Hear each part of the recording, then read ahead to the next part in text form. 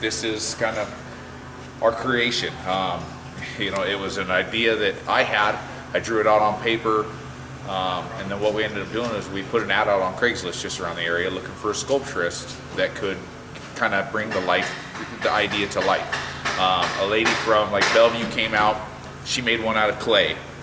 She took like a Raminator toy, like an RC monster truck, and she started putting clay on it and started building her renderings of what, you know, my idea was. And then we had another couple that was from Port Orchard actually.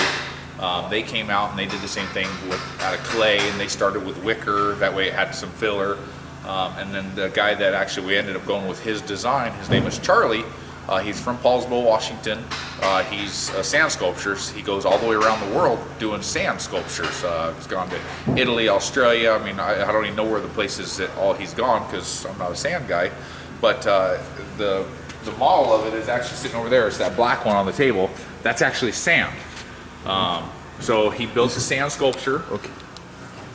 And you know, there's a plywood base underneath this. So if you come inside, put a drill bit down way down in here, there's wood down in here.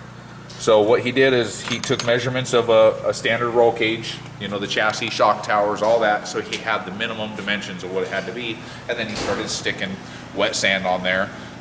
The first day he sculpted it all up, and I hated it. It looked more like a shoe, you know, with saggy shoelaces on it. And I told him, nah, you know. So the next day we actually brought one of our bulldogs up here, and the bulldog just kind of laid at his feet all day long. And then the second day, that's the creation he came up with. It sat in the shop, you know, for about a month while we kicked it around what we wanted to do. You know, it started falling apart because sand started drying up. You know, it bumping into it, shaking it. So he came out and he redid it, and then he started spraying it with Elmer's glue and water mix and gave it a nice hard coat on it. And then he just took bomb can, you know, spray paint clear coat and just put coat after coat after coat of paint on it to give it a nice thick, you know, I mean, it sounds like it's a hollow piece. That way it would stay. You know, it's been there for almost 2 years is how long ago the idea started. He eventually made a plaster, like a sock mold is what he calls it. So he poured, you know, a plaster over it and made a mold of it. And then he was able to pour a 2-part foam, and then that's where that foam renderings became. That way we can move this around if we needed to do something. It's super lightweight. You can drop it. It's not going to fall apart. That way he would set it up on the table when we started building this construction. So this kind of started the same thing. If you look, it's under here. There's just a very fast thrown together almost chassis. So nothing is notched. Nothing's really, you know, coped or anything. It's just tacked together, but there's shock towers on it. There's the B pillar, 8 pillars, windshield bars.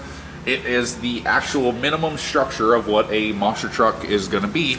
That way we could start building the foam and the plywood, and there's garbage stuffed in here. There's chicken wire in here, metal lathing, just whatever we could do to fill the spot.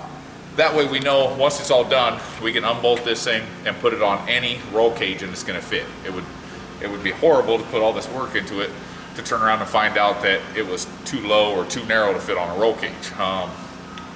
You know, Charlie came out the second day and he started putting metal lathing on it and foam here, this and that, trying to get the structures, and then he got busy, got a couple of jobs because he's a construction guy as well.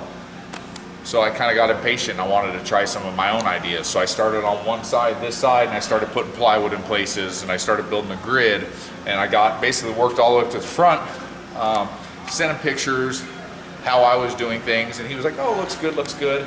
Then I got, you know, ambitious, and I just went ahead and did the whole thing. I started taking over the project.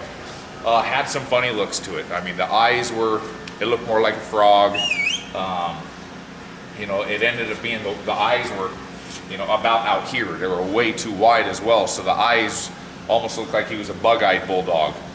He finally came back out when he had time, and he made a bunch of changes. We cut the eyes out. You can see where all the plywood, that we had to cut so much of the stuff back out where I had built because everything was in the wrong spots. But you know, he kind of got back into his groove again. We found that we made some mistakes on the sand sculpture, because you can see from where the tires are to the top of where the nose is. That's, you know, in real life, that's going to be a 3-foot spot. Nobody's got 3 feet of tire clearance between the top of the tires and the top of the body. So we had to kind of squish the whole body up a little bit just to be able to make it look right. You know, he left, what was it, Tuesday night was the last night was here. So Tuesday night I got a little ambitious again, and I started spraying it with fiberglass, trying to hard coat it, because my dilemma is we were going to go ahead and do drywall mud to try to smooth all these pockets out, try to make them smooth, and then you could sand drywall mud, and then you could coat it with Elmer's glue again to give it a nice hard coat, put a urethane primer, but it's still a soft foam. If you look, I mean, I can dent this foam. So my concern is after we start putting drywall mud on this, drywall mud has no structure to it. So as we're trying to mold it, or as we're trying to kneel on it to work on it, I mean, you can see here's where I've kneeled before with a, you know, a kneel. I've stood right here, and you can see my footprint indent right there. You know, likewise right here, here's a knee imprint. I was afraid that it was kind of gonna go to heck as we were trying to build the hard coat and the mold. So that's where I thought, let's go ahead and do this kind of like I would a boat or a car. You know, if a car came in here to be fixed that had a fiberglass hood, I would fiberglass it to get it structurally hard, and then you can turn around and grind it, smooth it, put Bondo on it, you can sand it, you can prime it, you can sand it again to make it smooth. So that's my idea of the process where we're going. Charlie still hasn't been out to see what I've done. He's going to be out here tomorrow to finish sculpting. I have left the eyebrows and the top of the skull is where he still had some work to be done, so I didn't touch that. But as you can see, I mean, there's wrinkles in it. You know, there's still low spots here and there. So what we can do is that way we know that the mold needs to be able to release. So we can actually put Bondo right here, and then we can sand that, smooth everything. Like here, there's a big old lump where the foam had a problem. We can Bondo over this. We can start sanding it just like if it was a car. So we'll see. You know, it's hard coated on 3 sides so far. The back is, I mean, it's going to stay rough because it'll be cut out all the way through it. Okay. We just had to pause a little bit. We had trucks coming in. We got to, obviously trucks come first. But you can see the back's kind of got a, you know, a dip. There was no sense of me wasting all the foam and the plywood because all this part gets cut out. You can kind of see the red line where my idea of where it's going to be cut out eventually will be. But the back and then this other side is hard coated. Wasn't too concerned about this because the ears end up bolting on. The ears are a removable ear. That way we can, you know, get them in and out of the trailer. If the truck rolls over, we can just replace the ears. So that's our idea, is actually when we build the truck to have a nice strong B-pillar that has maybe something sticking out of it to be able to, where if it rolls over, it protects it so it's not getting onto the eyes or the jowls. Likewise, it's just something that we can give away too. You know, we can go ahead and give away the ears, or, you know, if we can just start mass producing them because we have the chopper gun and the fiberglass stuff. You know, if it only takes me 20 minutes to make another ear, it's going to make somebody really happy to have, you know, the ear that's all painted up from Pound Hound. We're thinking about making it into a ride truck as well as a race truck, just because I think it's going to be an amazing truck. We'll have normal bedsides on it, but we're going to go ahead and make them like a 3D bedside, to where we're going to build foam onto the bedside, so the dog tags are actually popping out of the bedside, and then the name Pound Hound will actually be engraved into it with whatever phone number on it. You know, maybe that song, that 8675309 is what we're thinking about putting for the phone number on it. You know, it's kind of the creation. You can see the different kinds of foams in here. This blue foam actually melts with the fiberglass, so it actually will melt in about 1/2 of an inch. So you got to be, you know, real careful on where you put it, because if it's on, you know, on a flat surface, now all of a sudden the fiberglass is going to bend in, because that foam is not impervious to the fiberglass. The chemicals in the fiberglass melt it. Where this is came from Home Depot. It's called Touch and Seal foam. It's expensive. There's cheaper ways to get it. But again, I was very ambitious, wanted to get it done right now.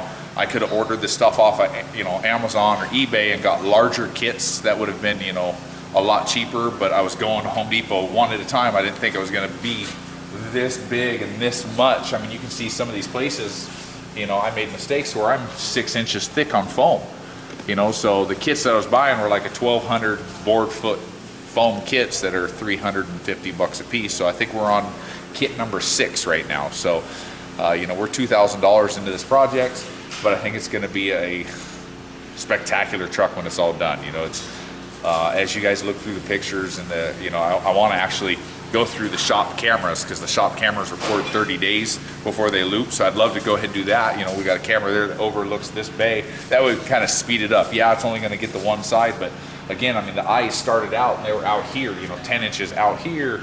They were much wider. We didn't have any jowls here. We had an extra. There was, you can see where this has been, there was another, you know, jowl here.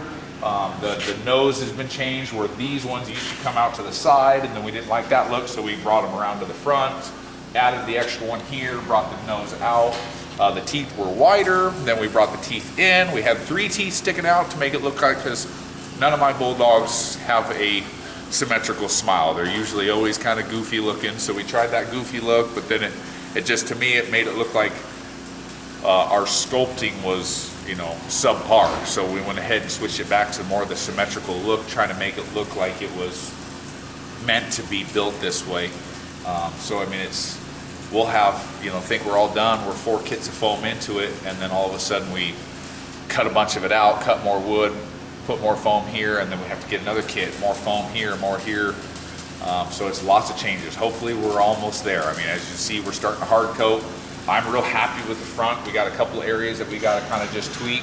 The eyebrows we got to kind of play with a little bit, just to make sure that, you know, like there at the bottom, I'm afraid that having them sucked in like that, that's a lot of detail, but detail is going to be very hard when it comes time for the molding process, trying to get this thing to release. We're going to have a 10-piece mold that is all areas, because if you have negatives and highs, like if this tooth rolled inward, the mold would never be able to come off. So you got to kind of think that part through. I've made a lot of phone calls to the guys at GTS. It's Greg and Julius. So they're willing to fly out here, use all of our equipment, and help me build the mold.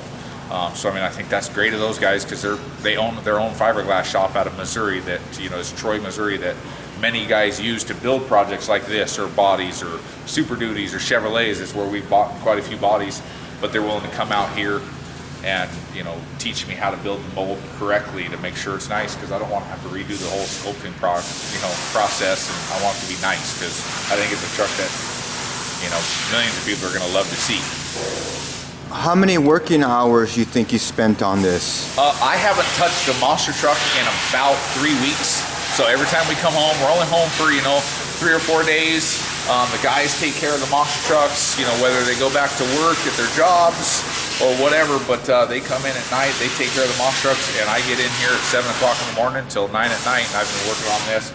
My wife won't even let me come in the house wearing my clothes, because they are just annihilated with foam. I mean, I got foam in my wallet, my phone, you know, my car keys. I pull out something, all I have is foam in my pockets, because it's, I mean, you can see in every corner of the shop by the compressor, there's foam everywhere. There's foam underneath, on top of all these trucks, there's just foam dust. So we tried doing, you know, like I took a Sawzall with a long, you know, wobbly blade, so I could cut some of the big stuff off, but trying to get some of the detail work, I was just using what we use at the body shop called the Bondo Hog. So it's got an 8-inch disc on it.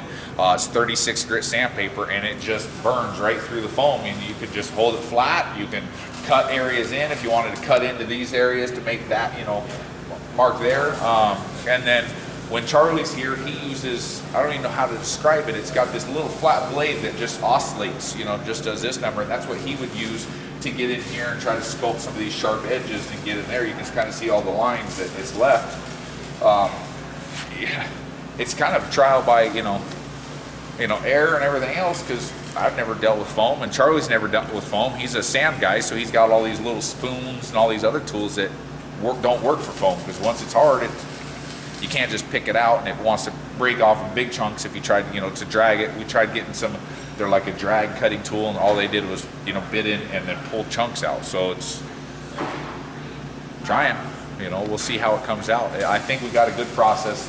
Now I just need to have, you know, somebody else help me come out with some more ideas, or, you know, try to, you know, brainstorm, or traveling down the road is usually where the ideas try to come from, because you got lots of miles to drive and got lots of time to think about stuff. So this is the Pound Hound.